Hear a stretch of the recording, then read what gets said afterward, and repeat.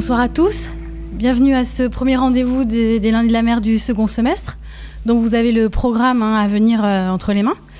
Ce soir nous accueillons David Meunier, merci d'être là, qui est géologue et puis directeur du labo Géosciences Océan à l'Université Bretagne Sud. Donc on va suivre avec lui les péripéties des grains de sable puisqu'apparemment ils sont de grands voyageurs. Donc on se retrouve tout à l'heure pour l'échange avec lui à l'issue de sa présentation. Bonne conférence. Donc merci, bonsoir mesdames, messieurs. Donc effectivement, on peut discuter des grains de sable. On a pour habitude d'être assez familier avec cet élément qui est un élément finalement assez commun, mais parfois d'une extrême rareté et qui pose aussi un certain nombre de questionnements. C'est un bel élément minéral sur lequel on peut effectivement discourir et au-delà qu'on soit géologue ou scientifique, je crois qu'on peut et on s'est tous amusés au moins une fois dans sa vie sur le sable. Quand on discute du sable, et je pense qu'on a toujours envie de faire le lien avec d'où on vient, puisqu'on va aussi se poser la question qui suis-je et où je vais. Et je crois que quand on regarde notre belle région, la péninsule armoricaine, j'ai juste utilisé l'image de Google Earth pour me dire est-ce qu'on peut voir des sables quand on est à quelques distances de cette surface. Et pour habitude, les gens ont peut-être comme réflexe de dire, voilà, ou de voir les plaquages blanchâtres, c'est peut-être du sable. En effet, ça peut l'être. Et quand on regarde au niveau de la péninsule armoricaine, ce qui éventuellement pourrait être une plage de loin, ou de ce que vous en connaissez, parce que vous les voyez, vous, indirectement sur cette carte. Mais si j'avais à les montrer à mes étudiants, on soulèverait un certain nombre de questions. Parce qu'on ne voit pas beaucoup de plaquages de sable, il y a des jaunes qui sont blanchâtres, mais le blanc, avec l'image satellite, ça peut être aussi des cordons de galets ou autre chose. Donc il faut aller valider sur le terrain.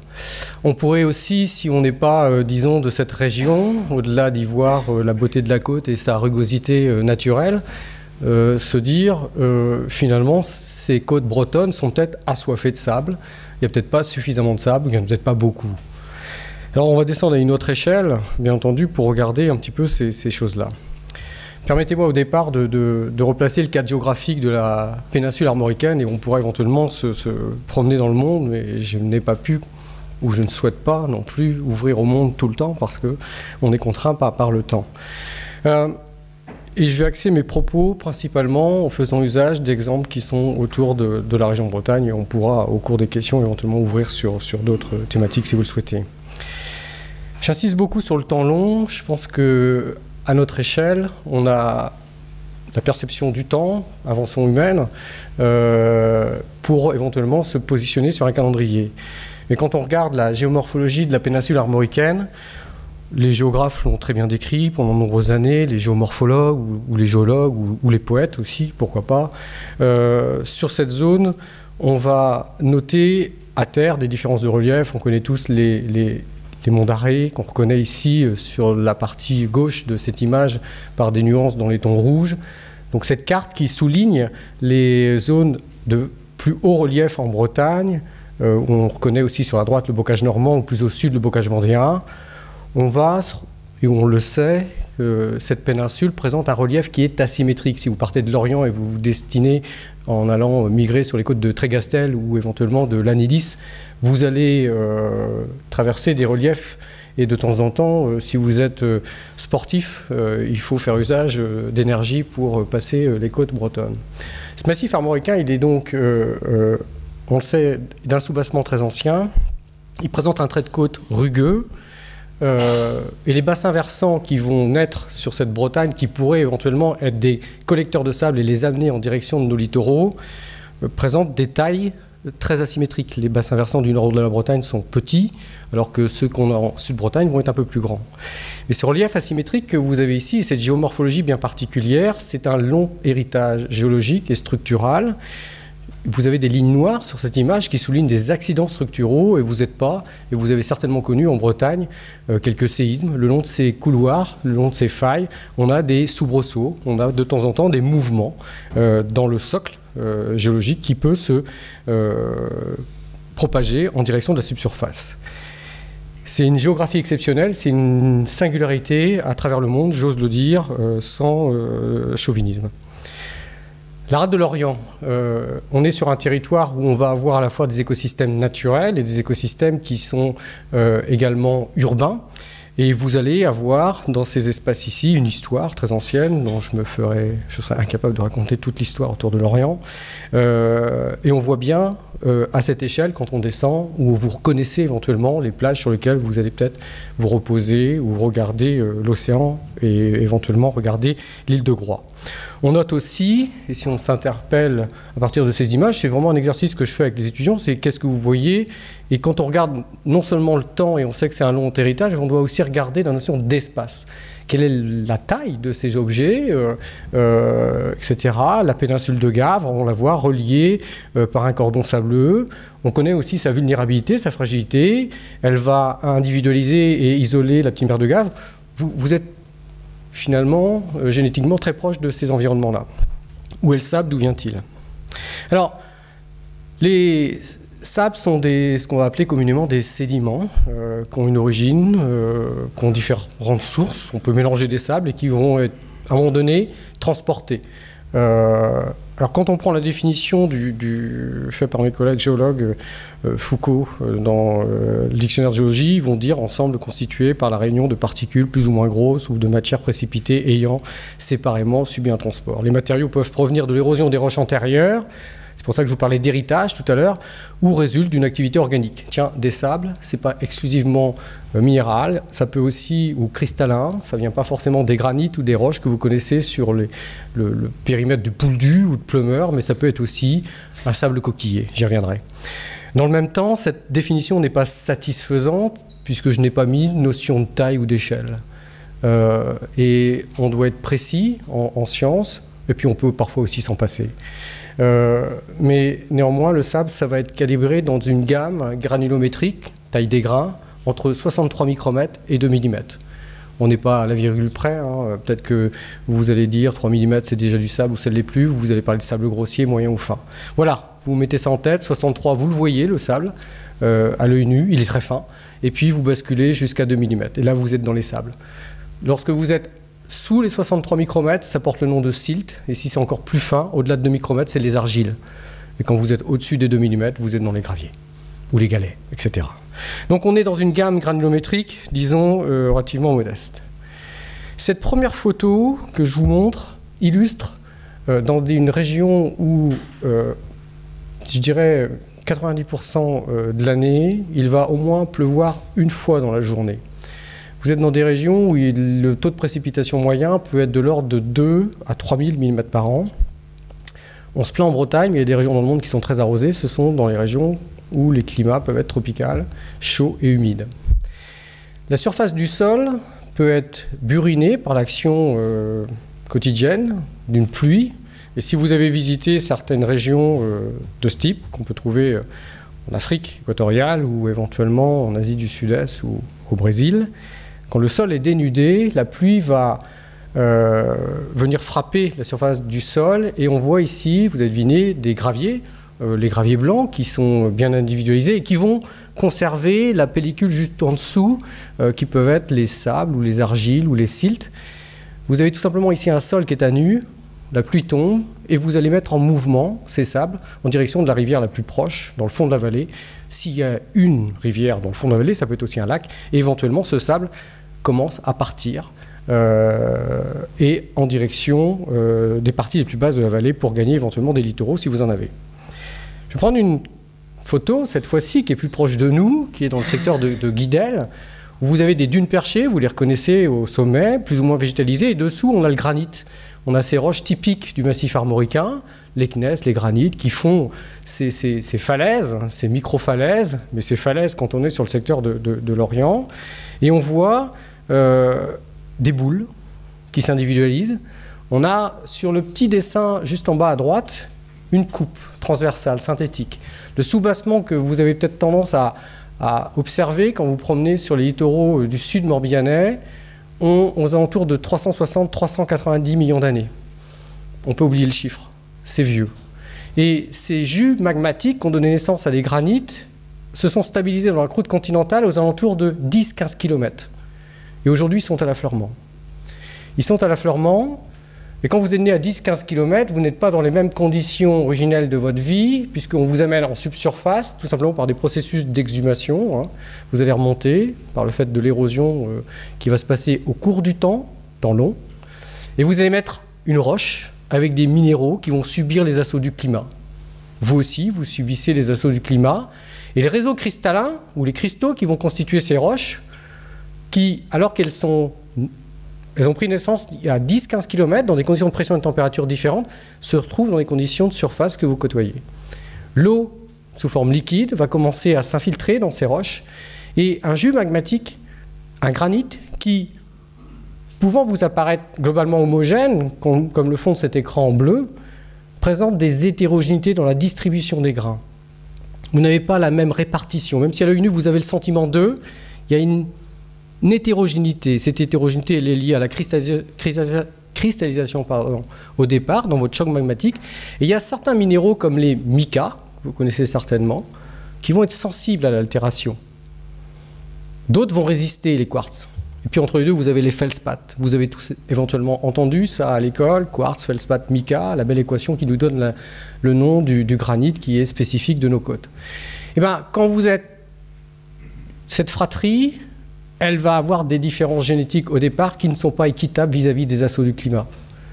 Mon mica, c'est un feuillet, c'est plusieurs feuillets, c'est plusieurs couches. L'eau va s'infiltrer, c'est comme quand vous jetez le livre dans votre baignoire ou à la mer, il va avoir tendance à gonfler. Donc déjà, votre mica, il se trouve avec de l'eau qui rentre dans les interstices. Et vous allez attaquer quoi? Vous allez commencer à attaquer les liaisons atomiques entre les éléments constitutifs de votre cristal de départ. C'est comme quand le pain, vous le mettez dans l'eau, il gonfle, pareil. Le feldspath, il va se passer la même chose, ça va être un peu plus long. Mais pour le quartz, qui est le dernier à naître dans les jus magmatiques, qui a bouché les trous dans le granit, qui a l'aspect grain de sel que vous connaissez bien, qu'on voit très bien sur les plages au sud de Plumeur ou de l'Armor ou de Guidel, ce quartz, lui, il a résisté. Pourquoi? Il a un avantage considérable. D'une part, il est de composition chimique siliceuse, qui est difficile à mettre en solution dans l'eau, mais en plus, c'est une vraie armure. Difficile de le pénétrer, il n'y a pas de clivage, vous n'avez pas de porte d'entrée. Vous n'avez pas la possibilité, malgré un arrosage quotidien, de le solubiliser. Et tout simplement, ça permettra de dire que le quartz, c'est l'élément le plus commun qu'on peut trouver finalement sur nos plages, parce que c'est le plus résistant. Ce n'est pas le cas des feldspaths, ce n'est pas le cas des micas. Et on prend tout l'inventaire des minéraux, et parmi les minéraux, certains vont résister plus que d'autres. Voilà. C'est important et c'est assez simple à comprendre. Vous pouvez faire l'analogie souvent avec des éléments en cuisine. Je continue. Donc schématiquement, si on avait tendance à imaginer ce que sont nos paysages, vous connaissez ceux-là de Trégastel, Ploumana, vous avez aussi les mêmes en Bretagne Sud, mais parfois ils sont coiffés encore par justement des produits d'altération qui sont nés de ces facteurs climatiques. À Ploumana, vous voyez, ou comme sur les Caos d'Elgoat, dans la partie centrale de la Bretagne, où c'est aussi très beau à voir, vous avez ces blocs qui sont détachés en suspension. Revenons sur le schéma théorique. Au départ, vous avez une masse de roches, plus ou moins fracturée. Ah bah oui, historiquement, mes masses, mes jus magmatiques qui se sont stabilisés dans ma croûte continentale, ont été affectés par des mouvements d'ordre tectonique qui ont mis en mouvement les choses et qui les ont fracturées. À travers les fractures ou les failles, l'eau s'est infiltrée. Elle s'est infiltrée et l'eau a commencé à attaquer. Mon granit, au départ, c'est comme quand vous faites un gâteau.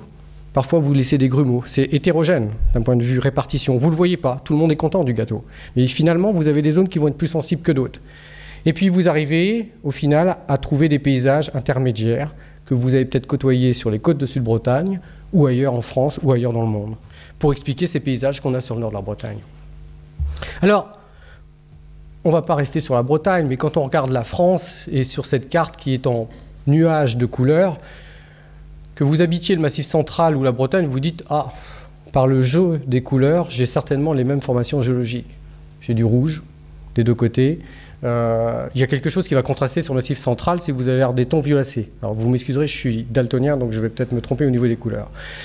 Le bassin de Paris, ça va être dans les tons bleus à verdâtre, comme éventuellement le bassin aquitain, où on va avoir pas mal de panaches jaunâtres. Si par-dessus, vous mettez un réseau fluviatile comme la Garonne qui va aller se jeter en direction de la Gironde, ou éventuellement la Seine ou la Loire, si on prend l'exemple de la Loire, par exemple, Ce fleuve, le plus grand fleuve de France, va prendre sa source Montgerbier-des-Joncs, donc vous êtes à proximité des Cévennes, et vous allez avoir un cours de cette Loire qui va drainer sur un sous-sol, en théorie, des roches géologiques qui sont dans les tons rouges, ensuite traverser le bassin parisien, donc dans les tons bleus, violacés, jaunâtres, verdâtres, pour migrer en direction de là où vous connaissez aujourd'hui l'embouchure de la Gironde, disons dans le secteur de Nantes, Rezé, Saint-Nazaire. Juste pour une anecdote, historiquement, la Loire se jetait en Manche. On l'a oublié. Et ces fleuves, qui vont être des transits possibles des sables, vont collecter de l'information, des minéraux qui viennent des roches du soubassement. On y reviendra. Oh, pardon. Je l'avais mis 2 fois. C'est pas grave, je continue. Sur ce document, il est en anglais. Vous m'excuserez, j'avais prévenu Anaïg, j'ai mis des choses en anglais parce que j'avais plus le temps de les traduire. Pour le temps, j'ai consacré un peu de temps à la construction de cette conférence, qui m'a fait plaisir, mais je ne passais pas en français.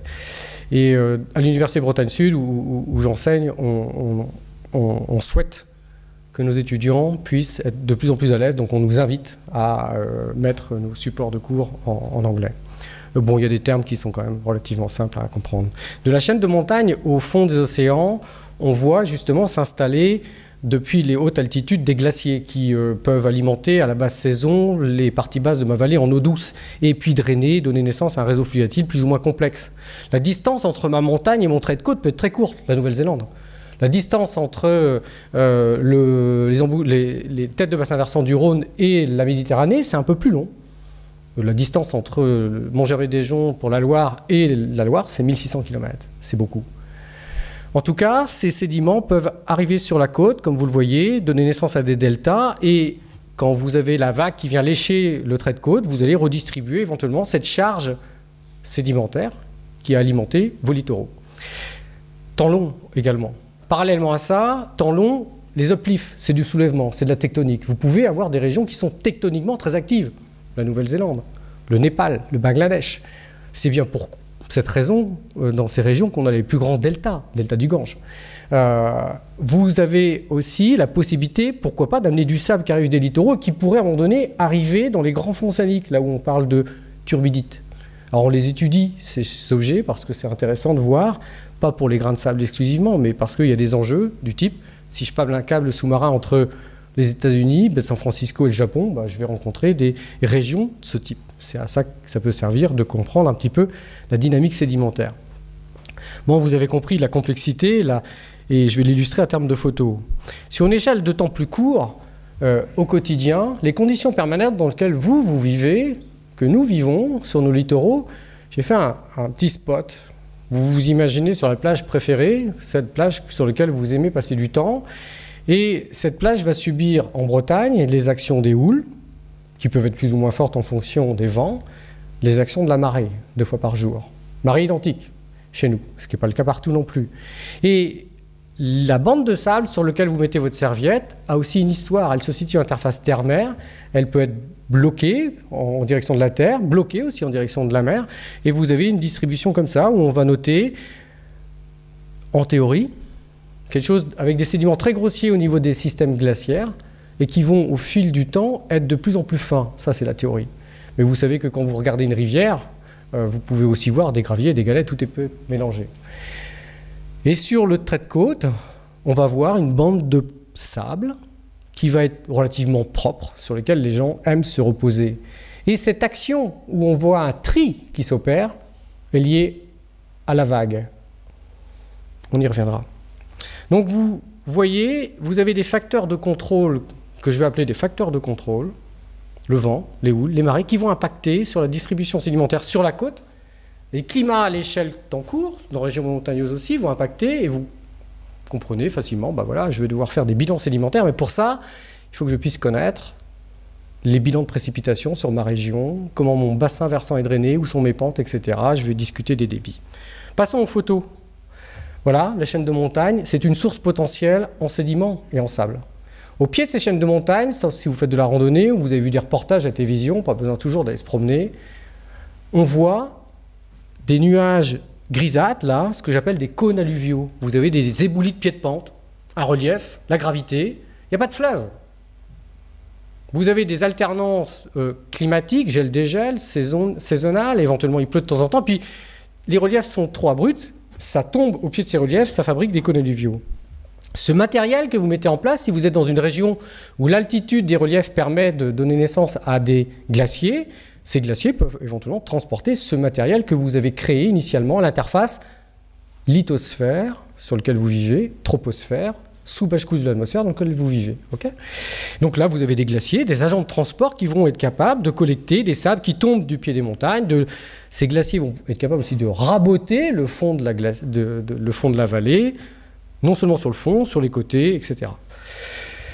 Et vous avez donc des paysages aussi à la saison, disons, estivale, où on va avoir la végétation qui va prendre le pied. Mais on voit ces budgets sédimentaires s'installer au pied de chaînes de montagne.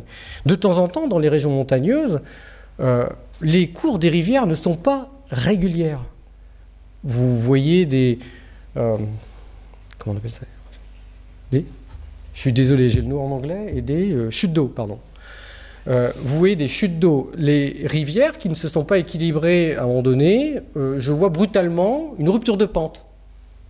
C'est ça la chute d'eau. C'est sympa, on peut aller s'y baigner, c'est joli, c'est pas typique, c'est rare. Ça souligne souvent le caractère, disons, mouvements verticaux de la tectonique en fait.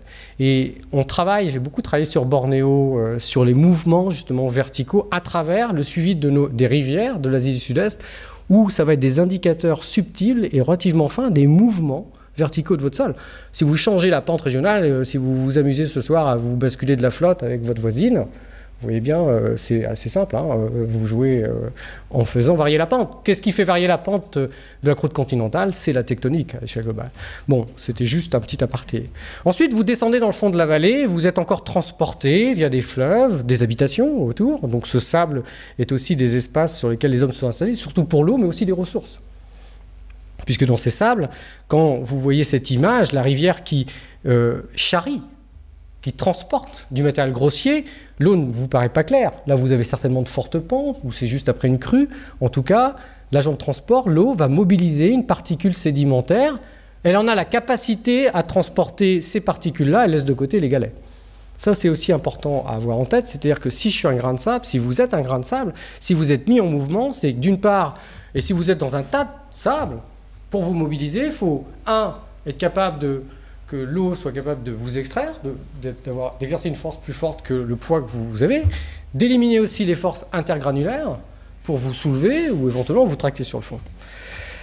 Et puis on arrive peut-être dans des zones un peu plus basses, la rivière s'est calmée, mais on note ici sur le côté droit de la photo des dépôts grossiers. On sait qu'on a des périodes de crues et de décrues et qu'il ne faut pas construire dans les zones d'inondation. Je la mets parce que l'autre jour, on m'a interrogé, et un journaliste, et on avait à peu près le même âge, et je lui dis, mais vous vous rappelez, à l'école, on apprenait ça, il ne faut pas construire dans les zones d'inondation. Et il me dit, ben, on n'a peut-être pas eu les mêmes cours de géographie. Mais je me rappelle très bien de ça. Et c'est important de noter aussi qu'un chenal fluviatile est mobile. Il se déplace latéralement. Si vous le fixez, vous avez le droit de le fixer, peu importe, les hommes se permettent de faire tout. Mais si vous le fixez, vous devez vivre avec. Pensez à des régions comme la Nouvelle-Zélande, où on a construit des villes entières sur les barres de méandres. Ils ont parfois des soucis, d'autant plus que la tectonique joue son rôle. C'est des objets mobiles, ne l'oublions pas. Vous arrivez en direction de la côte, vous devinez la côte ici. Vous voyez bien, le diamètre moyen de mes particules a diminué. Au fur et à mesure de votre transport, quand vous êtes transporté dans l'eau depuis la montagne jusqu'au littoral, vous avez été frictionné, vous avez été tapé par vos cousins, cousines, vous avez été usé. Normalement, le diamètre moyen des particules diminue, ce qui fait que quand on arrive sur nos littoraux, on va avoir des sables fins, qui peuvent être repris par le vent. Le vent aura une autre capacité de transport relativement faible. Et si on avait donc à le traduire schématiquement, donc vous êtes dans l'eau, vous pouvez rouler dans l'eau, vous pouvez glisser, vous pouvez être tracté, vous pouvez être bien en suspension. Et ça va dépendre tout ça de la saisonnalité, des crues, des décrues. Des ceintures climatiques aussi que les rivières vont traverser. Régions polaires, subpolaires, tempérées, subéquatoriales, équatoriales. On n'a pas le même bilan sédimentaire partout dans le monde parce que les ceintures climatiques ne sont pas réparties de manière... vous apparaissent réparties de manière homogène, mais vont être perturbées par la distribution entre les masses océaniques et les masses terrestres. Et puis, cette tectonique qui a donné naissance à des chaînes de montagnes, ça vient aussi perturber la distribution de votre budget sédimentaire. On parle beaucoup de budget en France, mais ça en fait aussi partie. C'est comme ça que je l'aborde au niveau des étudiants, comme ça ils comprennent très vite entre ce qui est une source, un déficit chronique éventuellement dans une région, ou éventuellement un gain. Alors, il ne faut pas oublier que vos sables, comme on vous le disait en introduction, peuvent être très hétérogènes. Les volcans peuvent amener aussi une charge détritique, pensez à l'île de la Réunion, et amener justement des sables noirs. Je n'ai pas emmené d'échantillons, je n'ai pas pu repasser au labo, vous m'excuserez, j'en avais plein et je n'ai pas pu le faire. Vous me réinviterez plus tard, on montrera que les échantillons. Donc les volcans peuvent être une source non négligeable. Et puis, on en a parlé en introduction, ce sont les plateformes carbonatées, les récifs coralliens.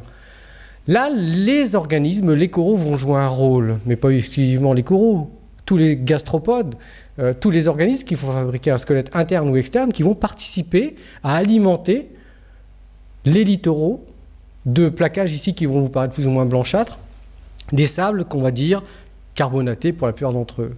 Et si on essaye de faire le bilan entre ces sables qui vont avoir une dominante siliceuse, quartzeuse, comme en Bretagne, ça va être 70% des littoraux. Pour le carbonaté, on va être aux alentours de 30%.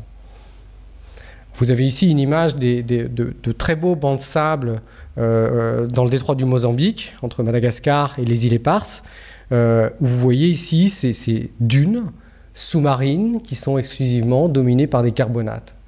Et les dunes carbonatées ou les sables carbonatés vont être complètement inféodés ou dépendants du climat.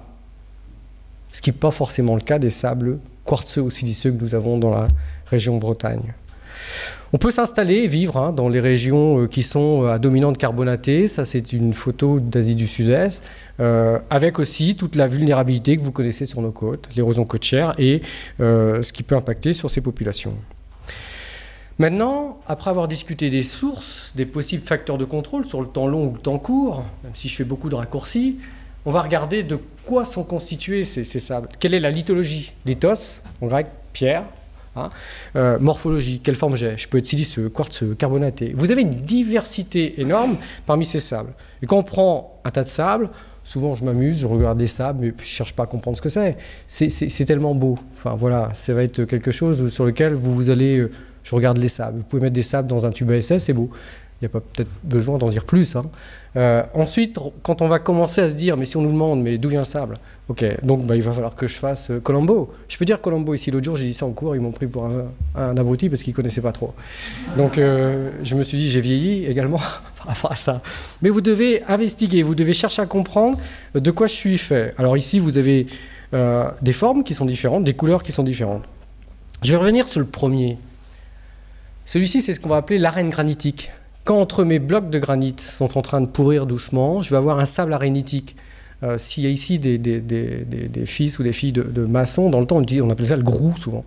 On pouvait en faire aussi, on l'utilisait pour la reconstruction. Alors, il ne fallait pas non plus qu'il soit trop terreux, mais néanmoins, ça pouvait servir de base pour les premiers bétons qu'on utilisait.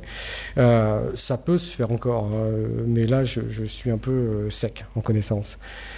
Ici, on voit quand même la masse, si on la prend dans la main, si j'avais à vous dire, est-ce que vous auriez les mains propres à l'issue? Vous diriez, ah non. Donc, dans ce tas de particules que j'ai ici, j'ai une couleur rouge qui va dominer.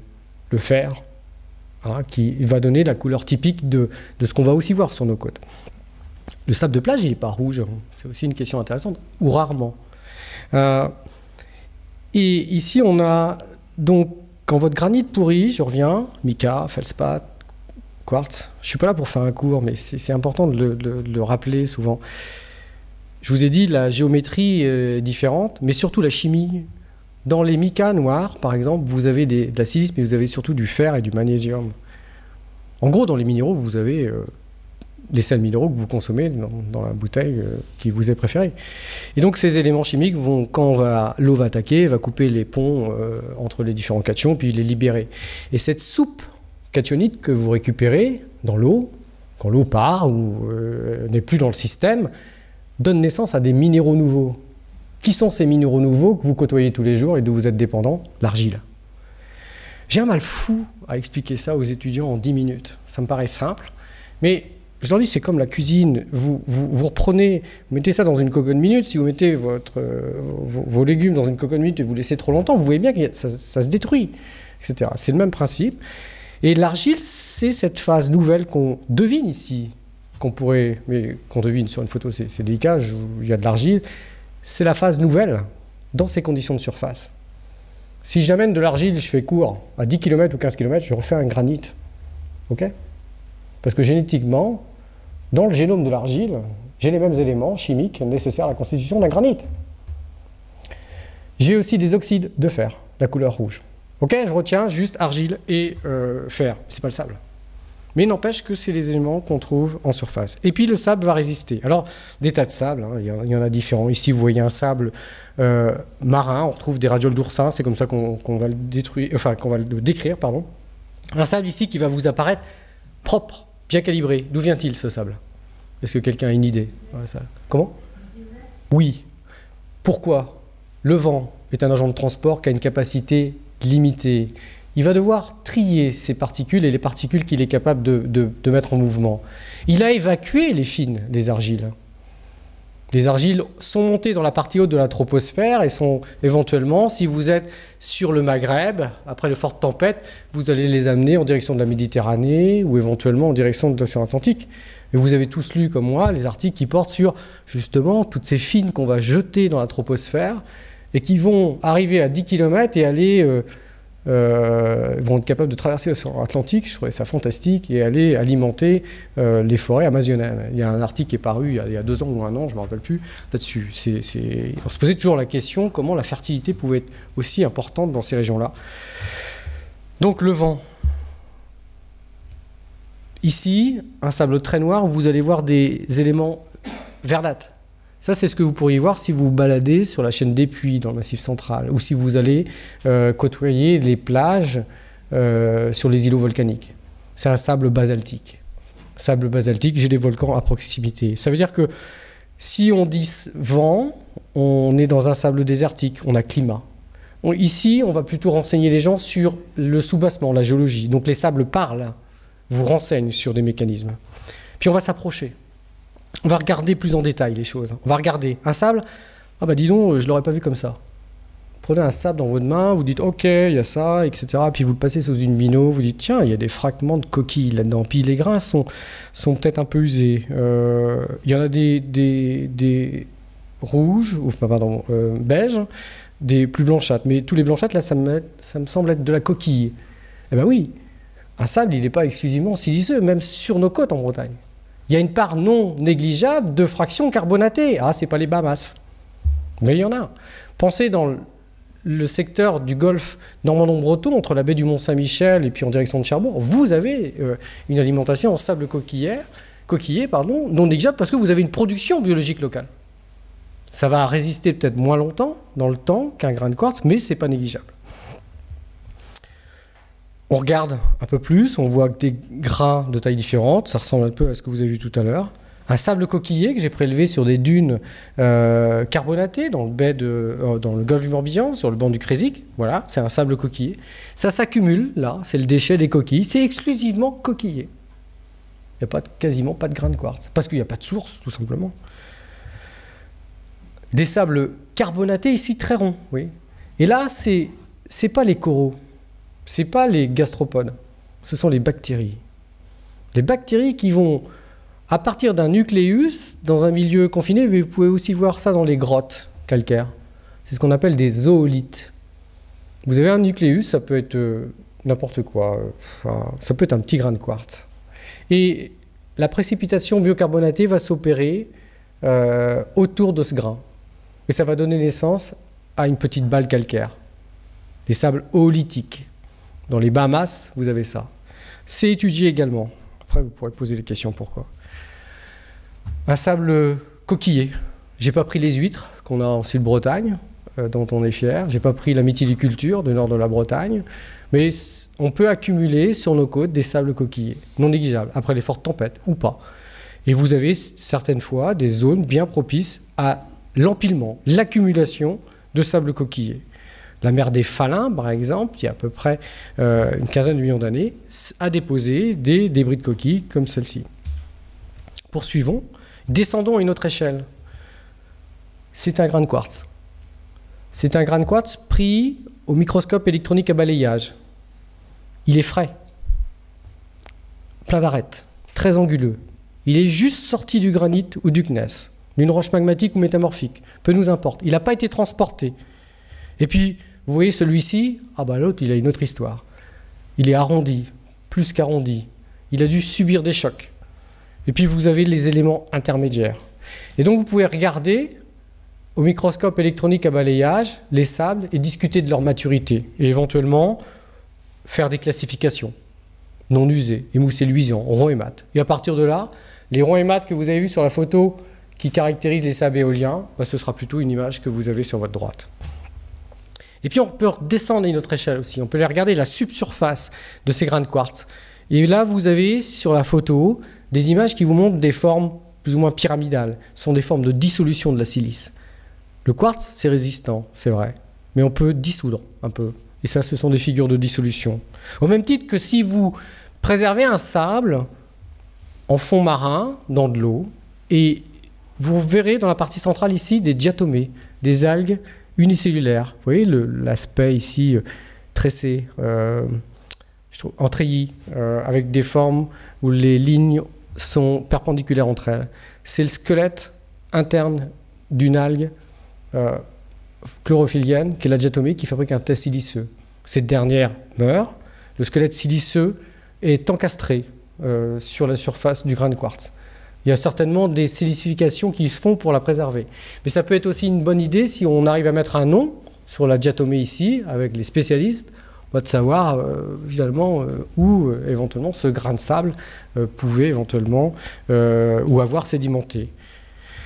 Sur mes sables éoliens, en bas à gauche, vous avez des formes en coupe d'ongles, traits d'ongles là. Ce sont des impacts de choc entre grains de quartz. Donc on a des indicateurs comme ça. Mais de faire une histoire uniquement à partir de la subsurface de ces grains de quartz est parfois difficile. C'est-à-dire que c'est comme les galets. Si vous avez vu des plages de galets, posez-vous la question d'où vient le galet. Quand on regarde les galets, s'ils sont tous identiques, ils ont tous la même forme, pas uniquement la forme, couleur, etc. Allez vous promener du côté de la presqu'île de Crozon ou dans des criques où vous avez des galets mais qui soulignent toute la géologie régionale. C'est un mélange. De quel âge ils ont? Quel âge ont les galets? C'est extrêmement difficile. Je ne vous ai pas encore parlé. Est-ce qu'on peut dater la plage du Pouldu?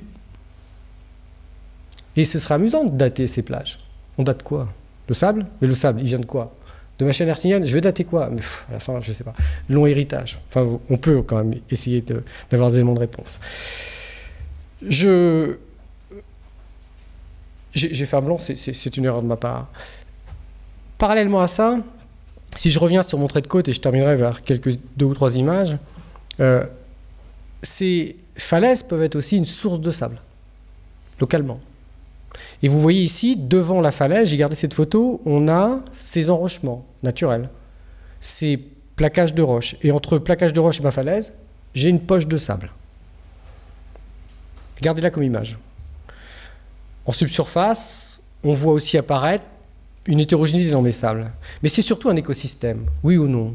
Est-ce que c'est un milieu propice à la vie, le sable? Certainement, c'est un substrat sur lequel des organismes vivent. De quel type? En conditions émergées permanentes, dans la zone de balancement des marées ou en haute dune. Et effectivement, le sable, on ne peut pas l'oublier. C'est un support pour les êtres vivants, du règne animal, du règne végétal, mais n'oublions pas le tout petit, qui est invisible, qu'on néglige, le monde bactérien, qui va vivre à l'intérieur, qui peut être aussi une source non négligeable de sels nutritifs.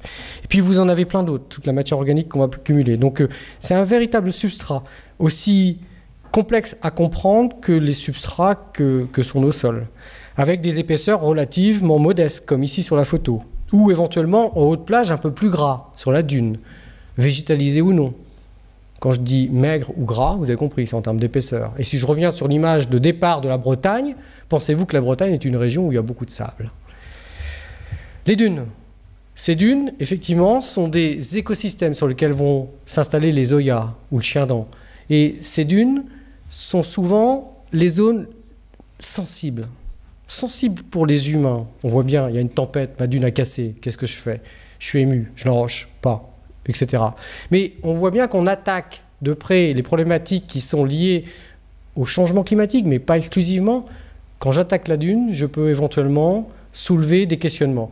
Et on a ces espaces un peu naturels sur lesquels on a envie de se poser, des milieux où on a l'impression que c'est difficile de vivre, mais la botanique et les espèces végétales sont capables de coloniser, et vous avez certaines espèces qui vont faire un système racinaire pour survivre dans ces systèmes. Et en plus, mécaniquement, retenir la dune. Je pense à, il n'y a pas uniquement l'Oya, je pense aux chiens dents, etc. Mais vous avez un système de colonisation, multiplication végétative qui est fantastique. Et c'est vrai que le règne végétal qui s'installe là-dessus, c'est un milieu que je dis pas fragile, mais je dis hostile, parce qu'on se dit, ah c'est du sable, l'eau s'infiltre rapidement, ça va disparaître, je vais mourir. Ben non, les plantes sont capables effectivement d'avoir ces stratégies. La plage et la dune, des dunes dans les environnements éoliens, le Hogar algérien ou la Tunisie, des dunes sous-marines comme dans le golfe du Morbihan, avec toute leur complexité, etc., qu'on peut étudier. Et puis, je vais revenir sur le Sud-Bretagne. Et je vais revenir sur le Sud-Bretagne pour parler des aspects qui vont être en relation avec climat et variation de la mer. Je nais quelque part dans une chaîne de montagnes, il n'y a plus de montagnes en Bretagne. Ou s'il y en a, elles sont anciennes. Et puis, je suis arrivé éventuellement sur la côte, ou pas, ou je viens d'ailleurs. En tout cas, sur une période récente, il y a 20 000 ans, vous avez des calottes glaciaires qui s'étendent sur tout le nord de l'Europe. Il fait froid, maximum, l'été, 11 degrés. Vous me direz, c'est assez proche de ce qu'on connaît aujourd'hui. Quand vous mobilisez autant d'eau dans les calottes glaciaires, vous abaissez le niveau de base. Ce que je vais appeler le niveau de base, vos rivières, elles vont devoir parcourir de plus grandes distances. Et à ce moment-là, il y a 20 000 ans, c'est Lascaux, il y a 20 000 ans. Si vous êtes peut-être artiste à cette époque, vous descendez un peu plus au sud pour éviter d'avoir froid aux mains. Enfin, on voit bien la relation fine entre les variations climatiques et comment les hommes, avant le néolithique ou au paléolithique, ont pu se comporter en nord de l'Europe. Dès le néolithique, on voit bien la relation fine entre climat et les premières occupations humaines, et ça va perdurer dans le temps en regardant un petit peu ce qui va se passer à travers et ce que vont faire les artistes. En tout cas ici, si vous avez des cousins éloignés en Angleterre, vous y allez en voiture. Vous traversez la Manche. Et la Manche, à ce moment-là, est drainée par la Tamise, par le Rhin, la Meuse, la Seine, grand fleuve. Si vous êtes devant la rade de l'Orient, à la sortie du Blavet, vous avez aussi cette rivière qui va devoir s'écouler. Elle ne va pas aller droit en direction de Groix, elle va tourner à droite pour ensuite regagner la fosse de Gornog et ensuite aller un peu plus loin en direction du plateau continental. Je passe vite. Et maintenant, je vais vous montrer un travail d'investigation qu'on a fait pendant une quinzaine d'années où j'avais souhaité faire des cartes entre le trait de côte que vous avez en pointillé et le trait bleu que j'ai ici. Les scientifiques, depuis les années 70, ont accumulé à peu près, on va dire, 10 000 km de lignes géophysiques et qui nous permettaient d'avoir le fond marin et le toit sur lequel reposaient ces sédiments. On a enlevé tous les sédiments et vous avez ici un écorché en nuances de couleurs qui vous montre un petit peu les reliefs. Les reliefs les plus hauts, dans la partie nord de l'Orient ou de Vannes, le trait de côte actuel. Mais il y a 20 000 ans, le trait de côte, il était à peu près à l'interface entre la ligne bleue et la ligne verte. Vous reconnaissez Groix, Quiberon, Belle-Île. Et puis, toutes les parties verdâtres, ce sont des zones qui sont continentalisées. La mer va monter. Vous avez donc les premières rivières, ou les rivières de l'époque, la rivière de l'Orient, d'Etel, de la Vilaine, de l'Artimon, de la Loire, etc., qui viennent se jeter sur un littoral. Et progressivement, avec le réchauffement climatique, la mer monte. Elle transgresse en direction d'un milieu continental. Et si vous êtes amateur de pêche à pied, ou si vous voulez aller poser votre serviette sur une zone de plage, je vous invite à réfléchir, mais où je vais aller? Où est-ce que je vais trouver les zones où j'aurai des vases? Où est-ce que je vais trouver des zones où j'aurai des sables? Et vous faites quoi comme raisonnement? Vous vous intéressez finalement à la météo. Et pas uniquement qu'à la météo, vous vous intéressez aussi au fait que le secteur soit abrité ou exposé. Si vous êtes surfeur, vous irez dans une zone exposée parce que vous aimez la vague. Mais dans une zone exposée, vous aimez la vague, vous aurez du sable. Dans une zone abritée, pile mer de Gave, vous aurez de la fine. Parce que vous êtes abrité non seulement par un cordon dunaire, mais vous êtes aussi abrité par une péninsule rocheuse. Et puis, vous avez donc une décroissance énergétique. Donc, vous avez compris mon raisonnement. plus c'est agité, moins c'est agité, etc. Ma distribution sédimentaire ne sera pas la même. Ma mer transgresse. Regardez au droit de l'Artimon ou de la Loire. Vous aviez de magnifiques rias comme on a en Bretagne, sur le nord de la Bretagne par exemple. Vous voyez, c'est rentrant. Et puis ça va se poursuivre. Et puis, vous voyez le secteur de l'Orient, avec le plateau de Toulven, et en direction de Concarneau, à un moment donné, on va mélanger les eaux entre les deux baies. Pensez aussi à tous ces écosystèmes qui ont dû se mettre en place au cours de la transgression. Certains ont disparu. Et puis, votre système...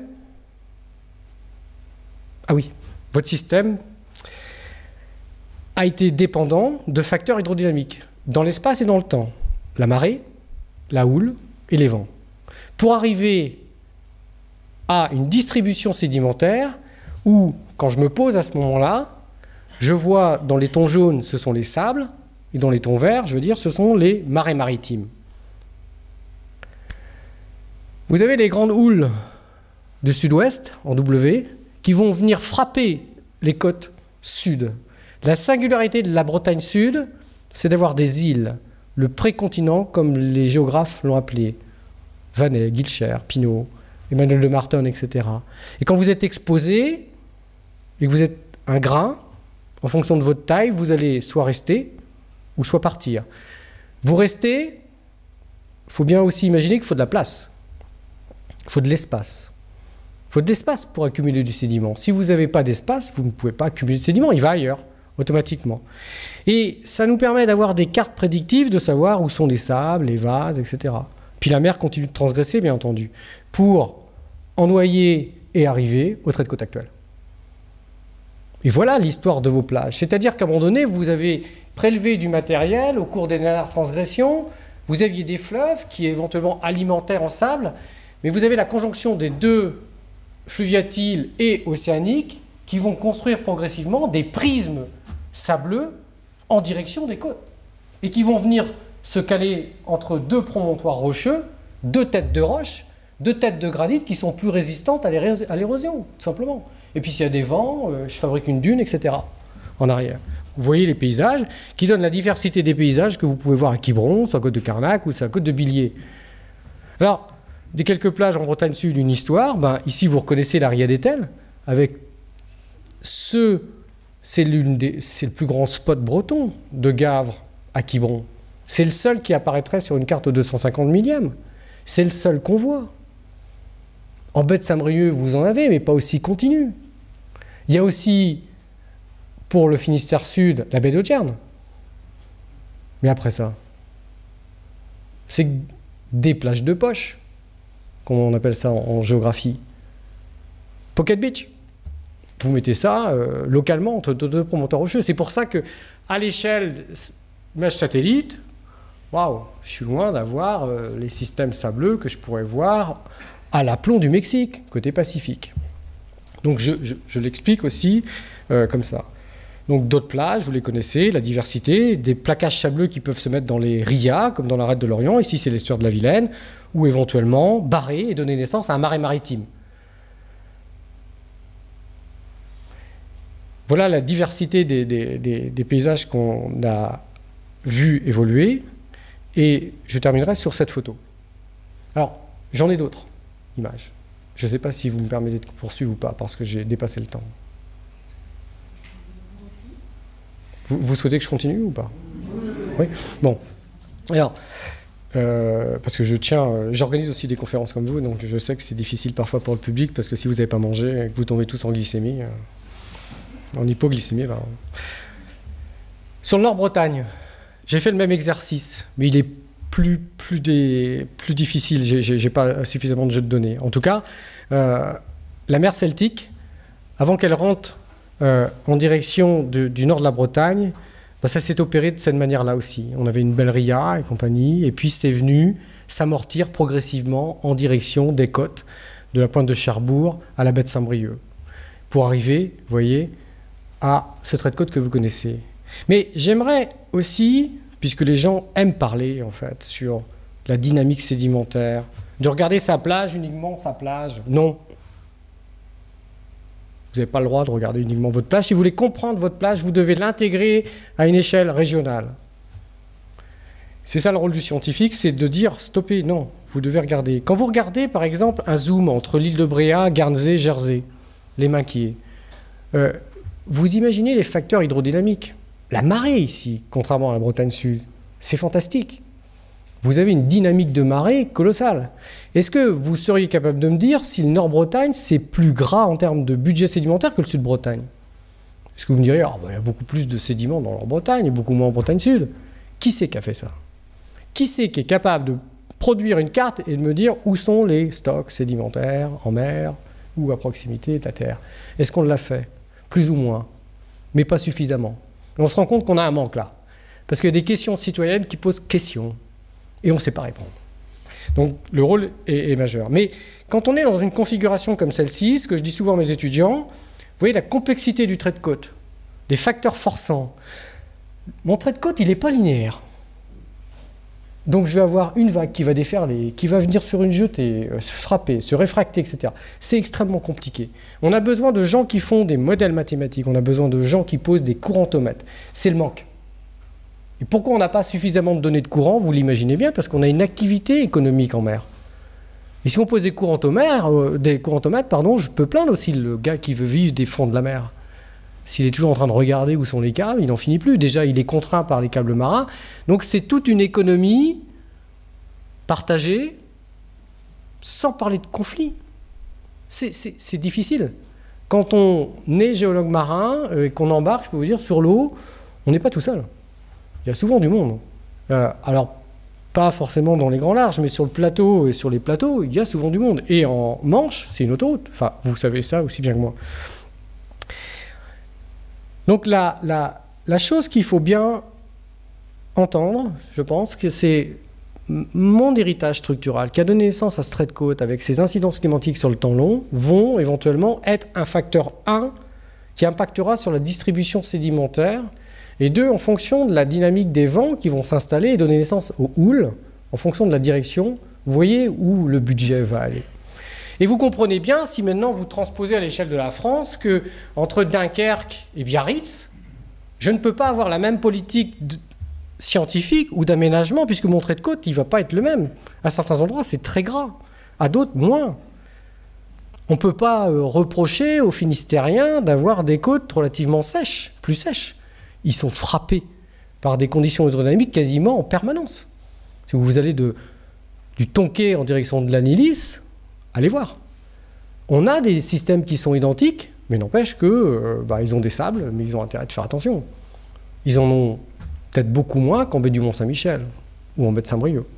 Les baies se comblent et d'autres secteurs sont en voie d'érosion.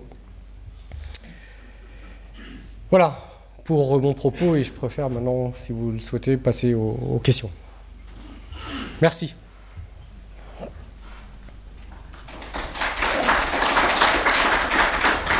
Bonsoir, merci pour la conférence. Moi, je venais, c'est un intérêt pécunier. Est-ce qu'en regardant ma plage, je peux savoir si je peux trouver une rivière aurifère?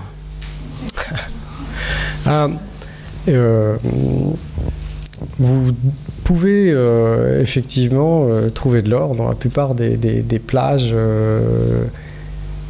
qui se sont installées à proximité d'un fleuve. Et qui en amont, si ce fleuve il a drainé des formations géologiques de type granitique ou métamorphique qui ont pris naissance dans des contextes géodynamiques bien particuliers, oui c'est possible. Vous en avez en Bretagne, hein. Vous en avez à Pénétin, plage de la mine d'or, elle ne s'appelle pas la mine d'or pour faire plaisir, mais vous avez des métaux lourds comme l'or qui n'est pas en concentration anormalement élevée, difficilement exploitable si économiquement c'est pas rentable. Mais vous avez de l'or en Bretagne et dans les rivières. C'est M. Choris qui avait fait ces inventaires-là. Oui, juste pour rebondir là-dessus, mais il y a une exposition régulière tous les ans de gens qui sont des amateurs de minéraux à Lorient. Et c'est pas mon cas, sauf pour le plaisir de voir des belles pierres, mais sans plus. Et ils montraient effectivement comme ça des sables qui récoltés sur nos plages ici, vraiment, et des sables un peu sombres, quoi, en fait, et avec effectivement des micro-pépites d'or, des saphirs. etc. Et donc, alors, c'est marrant, enfin, c'est une question que je vous aurais posée, mais effectivement, est-ce que ça vient de France, par exemple, hein, donc je sais pas d'où, les fleuves, effectivement la Loire, enfin tout ce, ou est-ce que ça peut être beaucoup plus lointain en fait, mais c'est assez impressionnant effectivement. Vous regardez ça, c'est comme des micro pépites d'or, ou c'est fantastique, des micro saphirs. Vous parlez des plaquages noirâtres qu'on voit sur les plages, c'est ça? Oui, c'est je pense ce qu'on appelle les placers. Ils prennent une bouteille et ramassent ce qu'on appelle les placers, c'est des métaux lourds effectivement. À marée basse, par exemple, vous pouvez voir, votre plage vous paraît homogène et localement, quand la marée est descendue, vous allez voir des plaquages d'oxyde. On le voit sur les côtes où vous allez avoir une dominante de roches magmatiques ou métamorphiques. Ce sont les métaux lourds, ce sont les oxydes, et qui, s'ils sont relativement épais, peuvent être exploités. C'est le cas en Australie. Il faut quand même que ça crache pas mal, quand même. Hein. Oui. Faut que vous ayez des systèmes en amont qui aient pu vous donner des accumulations conséquentes. Mais ça existe, oui. Oui, là, précisément là-dessus, ils prennent des bouteilles de plastique, ils raclent le sable sombre un peu comme ça, et puis après ils trient. Donc évidemment, dans une bouteille d'1 litre de grains de sable, je pense pas qu'il y ait beaucoup de micro-pépites d'or. Non, mais voilà, donc c'est un travail de fourmi, mais c'est quand même amusant, quoi. Mais c'est vrai que c'est une question que je me posais de se dire, bon, ça vient effectivement de chez nous, mais est-ce que ça peut traverser les océans ou pas, quoi? C'est plutôt, je pense que c'est plutôt. Vous posez tout simplement la question. Imaginez que vous devez traverser un océan, vous êtes un oxyde. À un moment donné, vous allez avoir un problème. Okay, donc, vous pouvez effectivement atteindre certaines profondeurs si les courants, si le plateau continental n'est pas très, très large, par exemple, il va faire une dizaine de kilomètres et pas une centaine comme chez nous. Bon, pour aller atteindre les grands fonds océaniques, c'est pas impossible. Forte tempête, remobilisation, je pourrais être évacué. Et il y a des courants certainement sous-marins, on ne connaît pas tous les courants sous-marins. À l'heure actuelle, quand je vous dis mettre des courantomètres, c'est une vérité, il faudrait le faire. Vous pouvez imaginer parcourir de longues distances. Prenez l'exemple, j'ai pas internet ici, mais allez regarder le delta du Gange. Ce delta, plus d'une vingtaine de kilomètres d'épaisseur. Fleuve Brahmapoutre, et puis vous fabriquez ce grand delta qui va se partager entre l'Inde et le Bangladesh. Quand vous voyez la puissance, le flux sédimentaire qui arrive de l'Himalaya, à travers le Népal, etc., vous fabriquez un delta sous-marin qui arrive quasiment à la pointe du Sri Lanka, quoi. C'est énorme, la puissance. C'est lié conjonction tectonique, je continue d'avoir une chaîne de montagnes très haute, climat, j'arrose beaucoup, waouh. Là, vous avez de la ressource, certainement, qui viennent de formations géologiques antérieures. Allez, pour l'exploiter ensuite, c'est un autre débat. C'est un autre sujet. Je voudrais vous poser une question sur la plage des Grands Sables de Groix. Moi, j'habite ici depuis une trentaine d'années et je l'ai vu vraiment se déplacer sur un temps court. Oui. Est-ce que vous pouvez nous expliquer pourquoi ? Alors, je suis bête, hein, je l'avais mis en photo et je ne l'ai pas gardé. Alors, cette plage qui est principalement localisée sur la bordure est de l'île. Vous êtes d'accord avec moi? Alors, c'est vrai que j'aurais dû descendre à une échelle autre. Mais j'ai dû l'effacer. Dans le secteur Sud-Bretagne, les houles arrivent du sud-ouest, Ventes-sur-Roy. Alors, ça a peut-être changé avec le changement climatique. Il faut en parler aux marins. Mais parce qu'ils le disent. Donc il faut les connaître, les professionnels de la mer, ils savent bien de quoi ils causent. Ce sable que vous avez, il va se mettre à l'abri de l'île.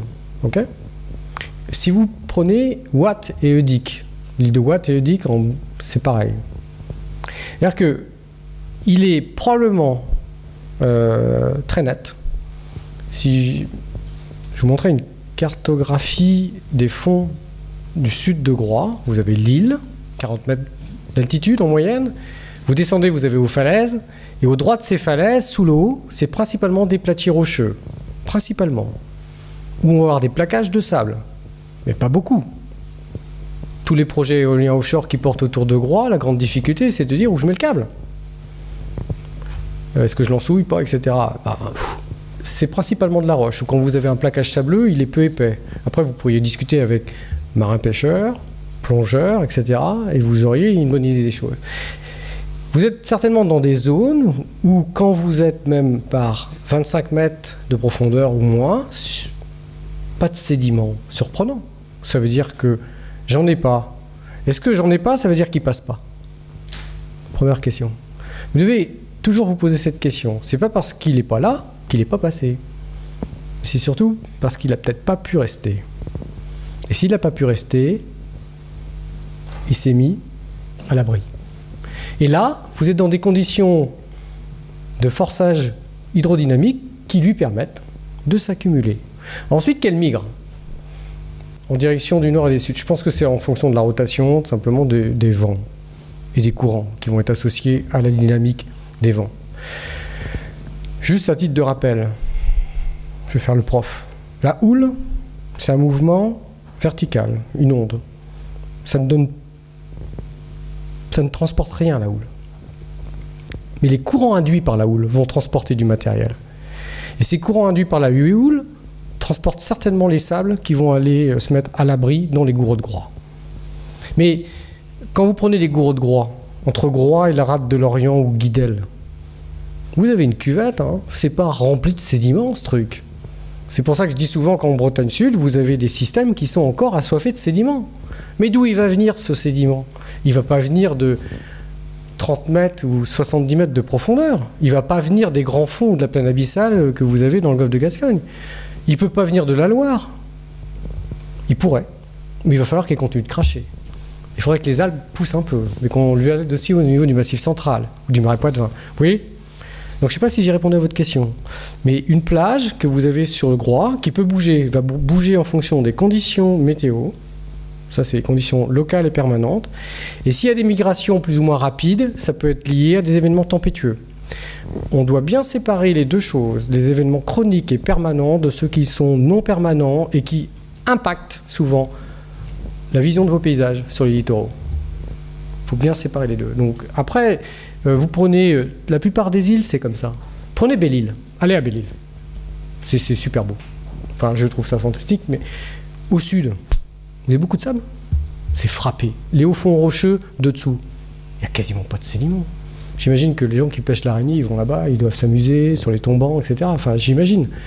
Vous trouvez des sables où ça commence à se collecter. Tiens, dans les coraux de Belle-Île, vous avez là des grandes dunes de sable, énormes, très épaisses, très anciennes, mais qui, vous avez vu mes schémas, mes représentations schématiques, qui ont dépendu de cette histoire de la remontée du niveau des mers, qui est venue frapper ces îles. Et c'est une singularité, ça. Hein. J'ai presque envie de dire que c'est unique au monde. Si, la Bretagne Sud, sa géomorphologie a une distinction parmi les autres côtes de France, très nette. À l'échelle européenne, vous avez dans le sud de la France, éventuellement, côté de Nice, ou des choses qui peuvent être similaires. Mais ça explique cette diversité de nos paysages et de voir uniquement des plages de poche. Vous enlevez les îles, vous auriez certainement plus de sable. Certainement. Il y a plein de plaquages sableux qui sont un peu plus au large, qui, eux, n'ont pas pu monter en fait en direction des côtes parce que ça a été bloqué. Et c'est connu, on les a cartographiés, etc. Mais c'est relativement sec quand même par rapport au secteur de la Gironde ou de la Loire.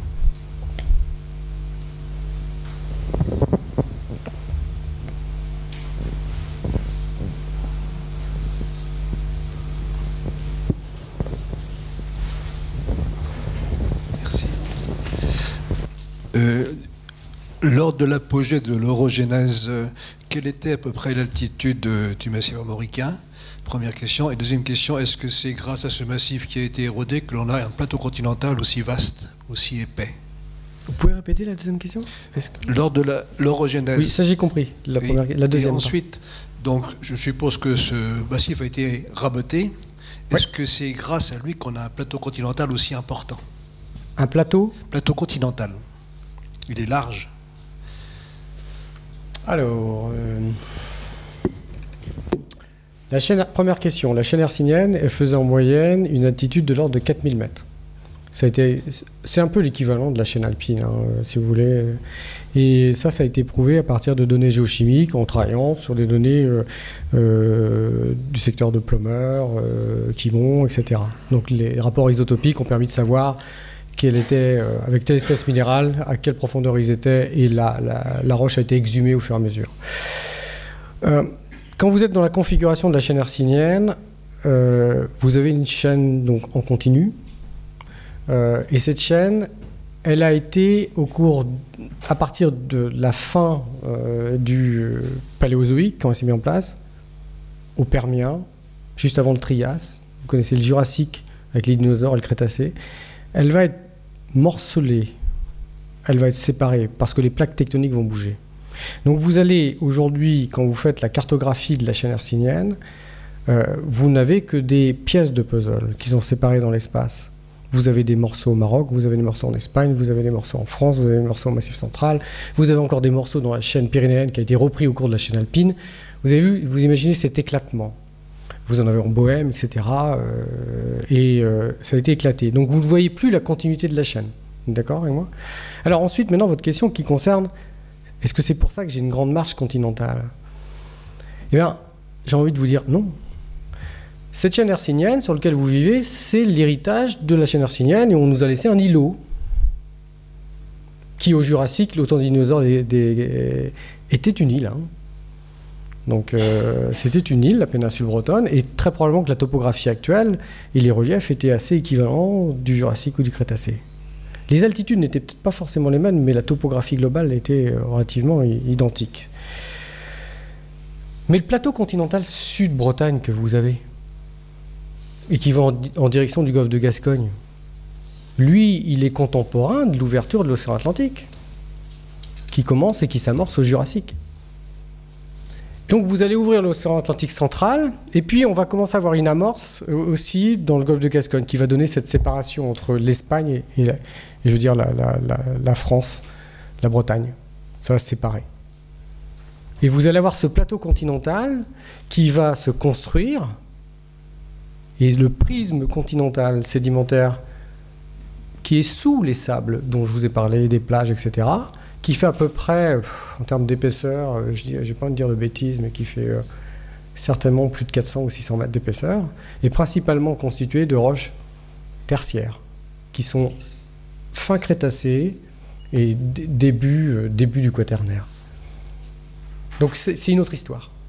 Mais ça s'amorce, et ce plateau continental, cette marche continentale que vous appelez, va prendre naissance sur les résidus de la chaîne hercynienne, qui a été morcelée avant. Hein, les plaques ont bougé, ça s'est éclaté. Et puis après, vous avez un autre contexte géodynamique où je fabrique un océan, et à proximité, je vais avoir une ouverture en ciseaux qui va donner naissance à ce plateau. Actuellement, on parle beaucoup de la problématique du sable et des gisements. Il ne faut pas prendre... par exemple, au Glénan, il y avait aussi du merle qu'on a exploité, on a créé des trous. Est-ce que c'est des choses qu'au laboratoire, vous surveillez? Et puis, comment on peut limiter ou favoriser l'exploitation de ces sables? Puisque les sables de rivière, j'imagine, doivent être relativement peu abondants. Alors, l'exploitation, il y a plusieurs questions dans votre question. Exploiter le merle au Glénan, il y avait eu un arrêté où je ne sais plus combien d'années ils ont exploité, mais suffisamment longtemps, peut-être 40 ans ou moins, je dis des bêtises. Donc ce permis minier qu'ils avaient obtenu pour une exploitation qui durait 40 ans n'a pas été renouvelé. Pour des raisons que je ne connais pas, mais qui sont probablement en liaison avec les problématiques de biodiversité, de garder une ressource carbonatée sur place pour qu'elle se reconstitue, etc. Je crois que c'est une des raisons qui avait été, à mon avis, qui a plus penché en la faveur, parce que puis votre ressource, c'est bien de l'exploiter, mais il faut aussi se poser la question si elle se renouvelle. Même si ce sont des calcaires carbonatés, la croissance des algues en croûtantes, ça nécessite du temps. Il faut poursuivre, à mon avis, les études pour savoir quel est le taux de croissance avant de poursuivre l'exploitation, sinon on risque de mettre à nul gisement. Oui, la démarche, elle a dû être dans ces deux choses-là. Au laboratoire, on pourrait très bien nous demander de faire une analyse des suivis bathymétriques et de regarder comment, après exploitation, les trous deviennent, et puis mettre des courantomètres et dire voilà comment ça se comporte, ce que fait typiquement un bureau d'études. Et puis on ne va pas vous le cacher, on sait pertinemment que les laboratoires de recherche sont souvent adossés à des laboratoires ou des bureaux d'études et on travaille conjointement sur ces problématiques-là. Mais c'est une vraie question de société puisqu'on voit bien les débats actuels en France, mais aussi ailleurs, où on va se poser la question de cette ressource. Parce que entre le scientifique qui vous dit « je suis assoiffé de sédiments, j'ai pas suffisamment de sable » et on vous dit « je vais l'exploiter au large », les gens ils disent « mais vous êtes tarés ou quoi ?» Enfin, je fais court, mais je me rappelle très bien des problématiques qu'il y avait eu ici en 2008. C'est pas un problème, il faut poser la question. Et la question scientifique, c'est de savoir comment sont alimentées mes plages. Je ne veux pas les voir disparaître. Poser la question. Deuxième question à ça, c'est « mais pourquoi on ne sait pas répondre ?» Parce qu'on n'a peut-être pas fait les études pour. Je vais répondre comme ça. Et c'est vrai que la communauté scientifique, il faut qu'on se bouge les fesses là-dessus. Parce que c'est une vraie question. Mais travailler sur le côtier, c'était pas rentable pour les scientifiques. Et travailler sur le côtier, parce que c'est plus facile d'aller travailler avec les moyens d'investigation au large en faisant, vous prenez un gros bateau, vous mettez aujourd'hui un sonar, un multifaisceau, et par 80 mètres ou 100 mètres de fond ou 3000 mètres de fond, vous balayez de grands espaces. Travailler sur le côtier, il faut faire plein de ragaga comme ça. Ça coûte du temps. Pas forcément de l'argent, mais du temps. Et les gens sont toujours pressés dans ces sociétés. Alors, il va peut-être falloir arrêter d'être pressés. Si on veut bien connaître où sont nos budgets sédimentaires et ce qu'ils adviendront. C'est pour ça que le sujet qu'avait porté ici, c'est tombé comme une lettre à la poste, parce que les gens ne se comprenaient même plus. Or, il fallait, comme l'a fait Serge Chouanez, par exemple, sur les plages dans le Finistère, il a réussi à montrer, après 14 ans de suivi, qu'il ne fallait peut-être pas enrocher, et qu'il ne fallait pas s'émouvoir parce que ma dune s'était pété la gueule. Oui, mais il faut du temps.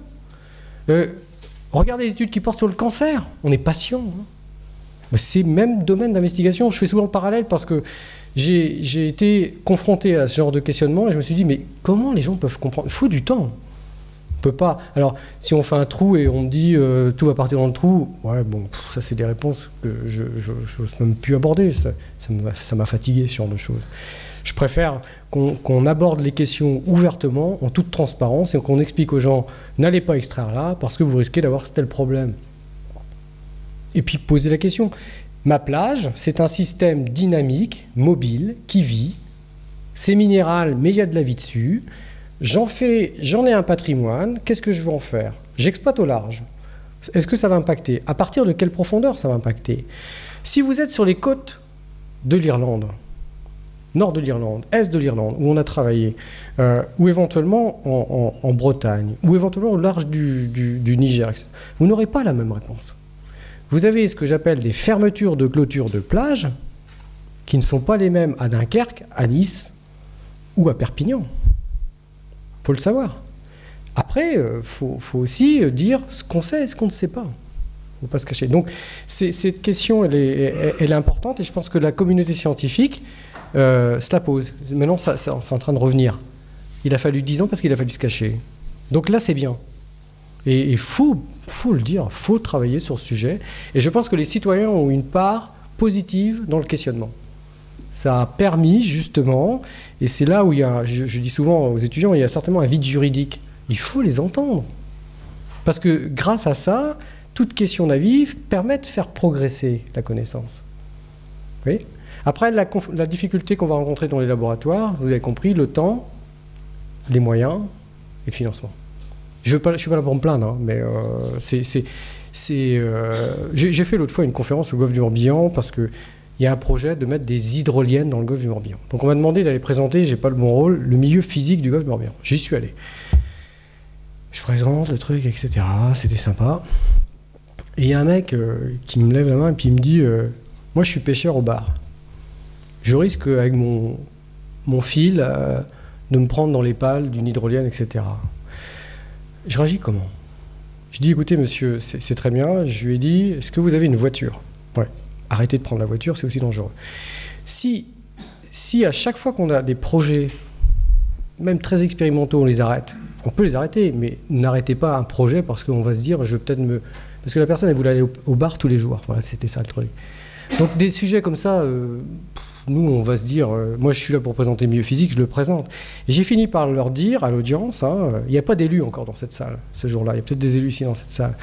Je dis, mais la France veut connaître son environnement, qu'elle investisse, mais sur la durée, pas précipitamment. La difficulté que vous rencontrez des sociétés qui veulent aller extraire du matériel en mer, ou une collectivité qui décide de faire un port de pêche ou l'agrandir. Je ne veux pas vous citer la région, mais j'ai vu des extensions de ports où on va enlever en 6 mois 60 millions de mètres cubes de sédiments. Et puis dans le même temps, on va dire une extraction de 6 millions en 15 ans, on ne le fait pas. J'ai pas peur de le dire, c'est vrai. Bon, après c'est un choix. Mais bon, faut que le citoyen aussi ait conscience de tout ça. Après, c'est une question de timing, de choix d'aménagement ou autre. Je pense qu'il faut gagner en maturité et oser dire les choses aux gens. Les gens sont suffisamment cultivés aujourd'hui, surtout dans des sociétés comme les nôtres, pour comprendre les enjeux.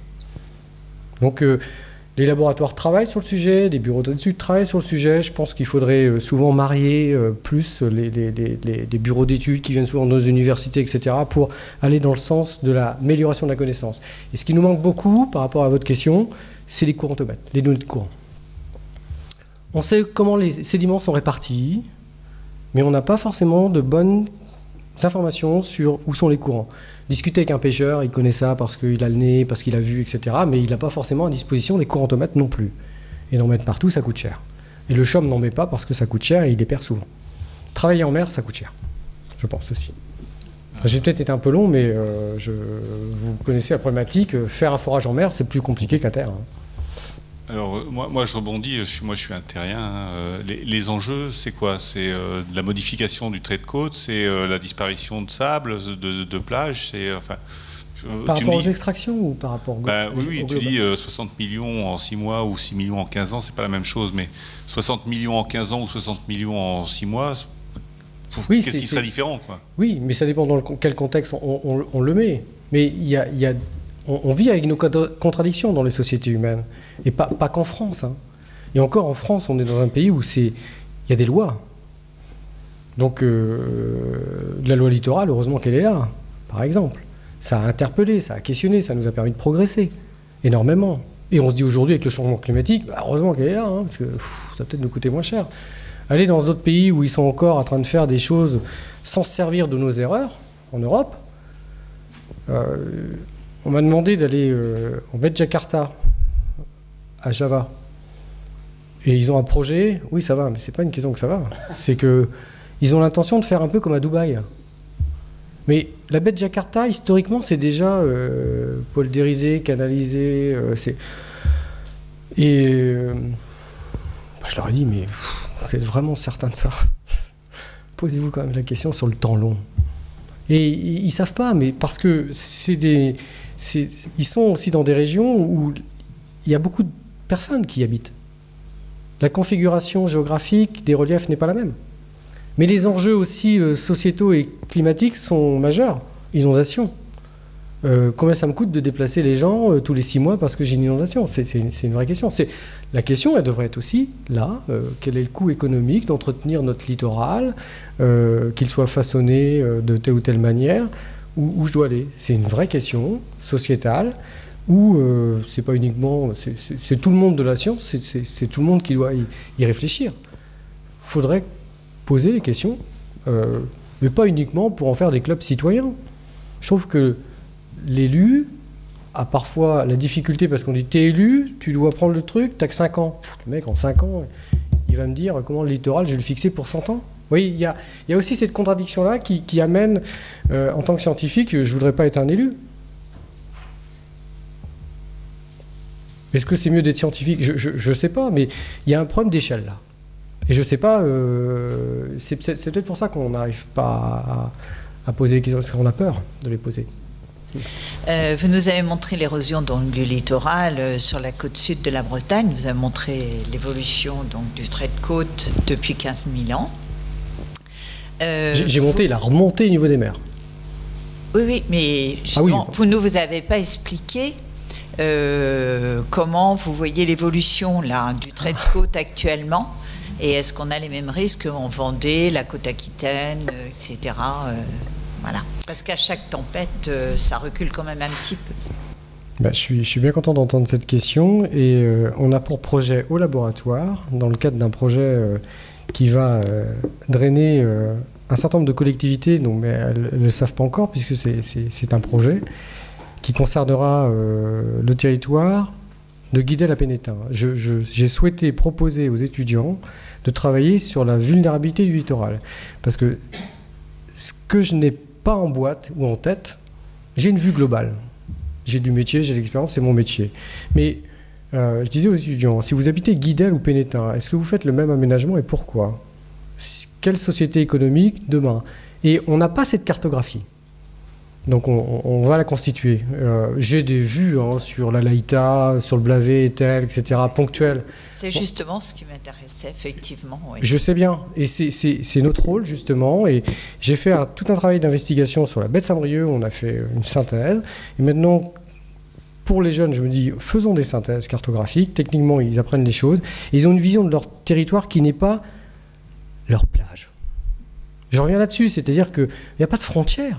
Vous avez bien compris. Je suis obligé de m'entendre avec mon voisin. Je m'en fous de la cartouche politique, moi. Vous devez avoir une vision globale. Donc on va faire quelque chose, on va essayer, avec les moyens dont on dispose, mais il y en a. Et je suis sûr que ça fera des petits. Et il faut mettre aussi des bouts sur les îles. Parce qu'il y a ces choses-là. Je ne sais pas si ce sera bien. Mais juin 2018, ça devrait sortir de terre de l'université. Et on va juste travailler... je vais sélectionner un groupe de 6 étudiants, je vais les mettre dans un open space et on va toute l'année, toutes les semaines, faire un travail sur... Parce que j'ai envie de l'avoir. J'ai envie de le voir, ce littoral. Et s'il a bougé, etc., on va voir comment il a bougé. Et on va voir ce qui manque, surtout, je pense, aussi. Et ce qui a été fait. Bien ou mal, peut-être. Peu importe. En tout cas, on va voir. Et ce ne sera certainement pas parfait. Hein. Ça demande à vivre, etc. Et ce qu'on fait, c'est ce qu'on essaiera, c'est de le mettre dans les systèmes d'information géographique que les collectivités comme l'Agglo de Lorient utilisent, de façon à les partager. Parce qu'il y a une chose aussi qu'on ne dit pas ici ce soir, c'est qu'il faut partager la donnée. Par le partage de la donnée, vous aurez l'échange et j'imagine qu'un citoyen ou un politique, il n'a pas le même usage du SIG. Il n'y a pas de compétition là-dedans. C'est de la donnée. Vous en faites ce que vous souhaitez. Et voilà. Et je pense que c'est ça qu'il faut faire. Et déjà, en France, on a progressé. Hein. L'hygiène donne des choses, le char, l'Ifremer, etc. Waouh!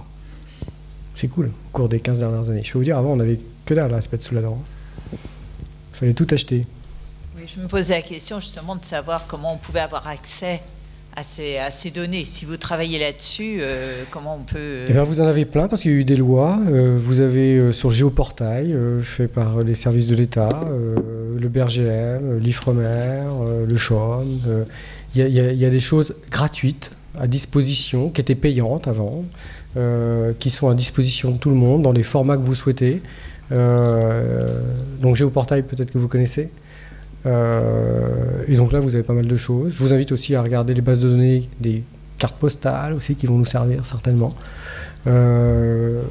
Après, j'ai pas mis les liens, mais je pourrais vous les communiquer ou les mettre sur le site. On peut les relayer, bien sûr. Voilà. Mais c'est des bases de données gratuites qui nous permettent de construire avec les étudiants des projets sans que ce soit un coût exorbitant. C'est pas parfait, hein. Ça s'améliore. Mais il y a quand même des choses pas mal. On a quand même beaucoup progressé, je trouve, au cours des 15 dernières années là-dessus. On peut s'en féliciter. Hein. Il y a eu certainement un jeu des élus pour aller convaincre à l'Assemblée de faire des lois de façon à ce qu'on libère la donnée. Ça, c'est bien. Je pense qu'on va s'arrêter là. Okay. Ça vous va? Merci.